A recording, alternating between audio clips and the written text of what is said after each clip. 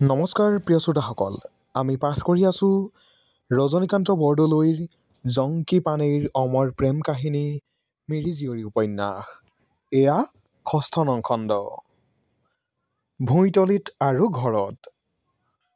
পিছদিনা ৰাতিপুৱাল সেইদৰে যথাসময়ত পানেয়ে আকৌ ভুঁই ৰখিবলৈ গ'ল। জংকীয়ে আগৰ দিনৰ কথা অনুসৰি আকৌ তামেন গামৰ চুকলৈ বুলি সৰু নাও এখনি লৈ ওলাল। যাওঁতে বাটতে পানেইৰ ভুঁই। পানেয়েনো কেলৈ মাতিছিল এই কথাকে শুনি যাওঁ বুলি নাও ভুঁই থকা গৰাত লগাই জংকী ওপৰলৈ উঠি গৈ পানেইক লগ ধৰিলে। উভয়ৰে কপাল ভাল, ওচৰত মানুহ দুনুহ নাছিল। সেই দেখি দুয়ো মনৰ হেঁপাহেৰে কথা বতৰা পাতিবলৈ সুবিধা পালে। জংকী, তই আৰু গুচি যাবিগৈ নহয়? হেৰা যামগৈ পানেই। কমোদে মোক ভাল নোপোৱাত পৰিছে। তাৰ ঘৰতে থাকোঁ দেখি সি মোক বেয়া মাতেৰে মাতি মনত দুখ দিয়ে। জংকী, তই আৰু ইয়ালৈ নাহ? মাজে মাজে আহি থাকিম, তোৰ বুজ লৈ থাকিম। হেৰা আহিবি, তই গুচি গ'লে মোৰ মনটো সুদা সুদা লাগিব। ময়ো সুদা মনেৰে থাকিব লাগিব, কি কৰিম? বিধাতাই আমাৰ কপালত সুখ লেখা নাই হবলা। জংকী, তোৰ টকা শিকা হৈছেনে? মুঠেই দুকুৰি টকা গোটাইছোঁ, আৰু দুকুৰিমান ছমাহমানৰ মূৰতহে গোটাব পাৰিম। তাৰ পাছত আহি তোৰ মাৰ বাপেৰে সৈতে কোৱা মিলা কৰিম। জংকী, তই এটা কথা শুনা নাইনে? কি কথা পানেই, কচোন? আই বোপায়ে মোক কমোদলৈ দিবলৈ মনে মনে আলোচিছে। দিলে জানো তই যাবি? কেতিয়াও নাযাওঁ। আমাৰ মিৰি কনেঙৰ কেতিয়াবা কথা লৰেনে? তেন্তেনো কি কৰিবি? কৈ মিলি আই বোপাক মোৰ ফালে ঘূৰাম। যদি ঘূৰ নাখায় সেইটো পিছ কথা। তই কিন্তু সদায় মোৰ বতৰা লৈ থাকিবি দেই। কেতিয়া কি হয় বুজ লৈ থাকিবি। নহ'লে তই নথকাত মোক যদি বল কৰি দিয়ে তেন্তে মই বিষ খায়ে মৰিম। বাৰু পানেই, মই সদায় তোৰ বুজ ল'ম, আৰু মই নিজৰ জীৱনটো তোৰ নিমিত্তে এৰি দিবলৈ ৰাজি আছোঁ। আৰু কিজানি পানেই, তোক ঘৰত মাত লগাব নাপাওঁ সেই দেখি ইয়াতে বিদায় ল'লোঁ। যাওঁ দেই। যাগৈ।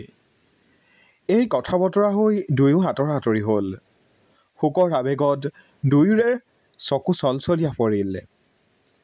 পাছত লাহেকৈ জংকীয়ে নাৱত উঠিলগৈ, আৰু নিজৰ উদ্দেশ্যলৈ লক্ষ্য ৰাখি তামেন গামৰ চুকলৈ নাও বাবলৈ ধৰিলে।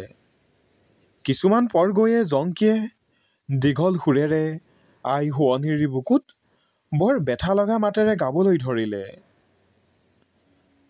বতি আই যামগৈ মোৰে দন কনেঙৈ, কেতিয়ানো আই মেগুৰি, পৰমে কম পালে যদি তাকো বালে, তিনদিনত আইয়ে মেগুৰি ঐ লাৱৰী, তিনদিনত আইয়ে মেগুৰি। লাহে লাহে পানেইৰ চকুৰ আগৰ পৰা নাওখন নেদেখাত পৰিল। শূন্য মনে কলামুখে পানেয়ে আকাশলৈ চাবলৈ ধৰিলে, আৰু আকৌ এধাৰ চকুলো টুকি নিজৰ কাৰ্যত মন দিলে। এইদৰে দিনটো ভুঁই ৰখি গধূলি হ'লত পানেয়ে আকৌ নিয়মিত ৰূপে ঘৰলৈ উভতি গ'ল। তাত গৈ দেখে যে মাক বাপেকে চাংঘৰৰ মুখত বহি আছে। তেওঁৰ কাষতে কমোদৰ বাপেক নমেন গাম দুখন ভাৰে সৈতে বহি মাক বাপেকৰ সৈতে কথা বতৰা পাতিছে। পানেয়ে কাণ্ড কাৰখানা সকলো বুজিব পাৰিলে। মোৰ আজলি মিৰি জীয়ৰীয়ে বুজিব পাৰিলে তাইৰ কপালৰ লেখা। কি কৰিব চকুলো টুকিলে। সাঁজ লাগি যোৱাৰ পাছত নমেন গাম গুচি গ'লগৈ। তামেদ আৰু নিৰমাই ভিতৰলৈ সোমাই গৈ দুয়ো জুইৰ কাষত বহিল। নিৰমায়ে পানেইক মাতিলে, পানেই, এই সাজতে তোৰ টোপনি লাগিল নেকি? উঠি আহচোন। থুট মুটকৈ পানেই উঠি আহি জুইৰ কাষত বহিল। তেতিয়া মাকে পানেইক ক'লে, বাছা, তই বুজিব পাৰিছনে? তই কমোডলৈ যাব লাগিব।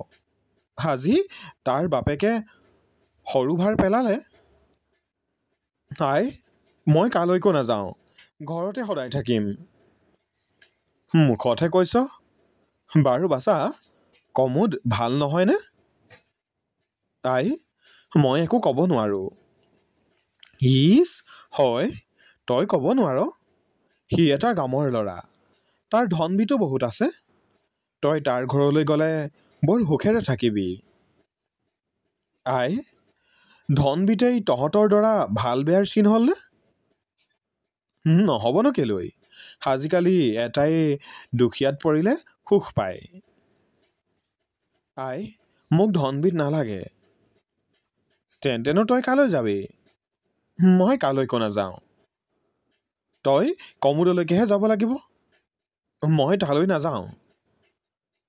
তেন্তেনো তই কালৈ যাৱ? মই ঘৰতে থাকিম। পানেইৰ এনেবিলাক কথাত মাকৰ মনত সন্দেহ হ'ল। বুঢ়া তামেদৰ খং উঠিল।